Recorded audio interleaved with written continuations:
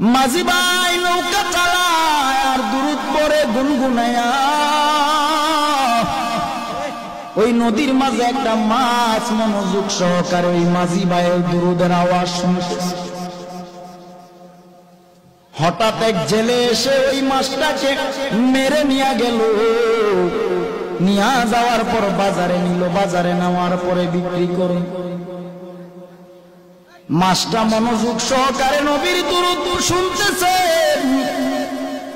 আর ওই দিক দিয়া জেলে ভাই মাছটাকে ধরে নিয়ে গেলেন বাজারে বিক্রি করে। হঠাৎ করে আবু বকর বাজারের দিকে গেলেন, বাজারে যাইয়া মাছটা ক্রয় করলেন। নবীজিকে রহমাতুল লিল আলামিনকে দাওয়াত করেছে আবু বকরের বাড়িতে নবী খেতে আসবে। সুবহানাল্লাহ।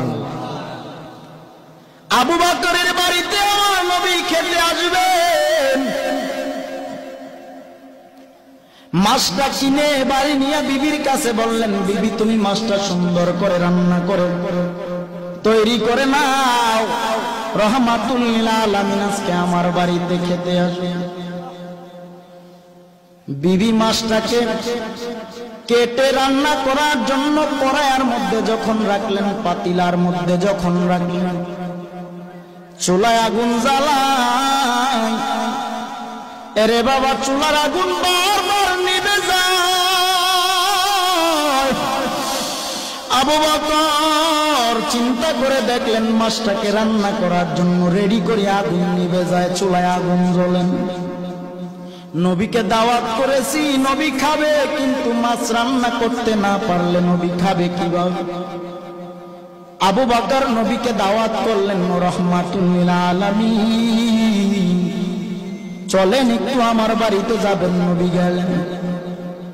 যাওয়ার পর আবু বকর সম্পূর্ণ ঘটনাটা খুলে বললেন, নবী মাছ ক্রয় করলাম, বিবিকে দিলাম, কেটে রান্না বসাবে, চুলায় যতবার আগুন দেয় আগুন নিভে যায়।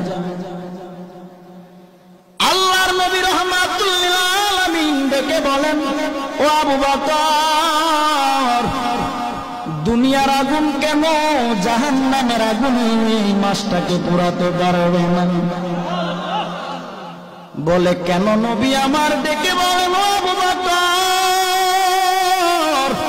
মাঝি নদীর মধ্যে আমি নবীর প্রেমে পাগল হয়ে দুরূদ শরীফ পড়ি। এই মাছটা মনোযোগ দিয়ে আমি নবীর দুরূদের আওয়াজ শুনে আমি নবীর বড় পাগল। এই মাছটাকে তুমি এনে কেটেছো, রান্না করার জন্য নিয়ে আসছো।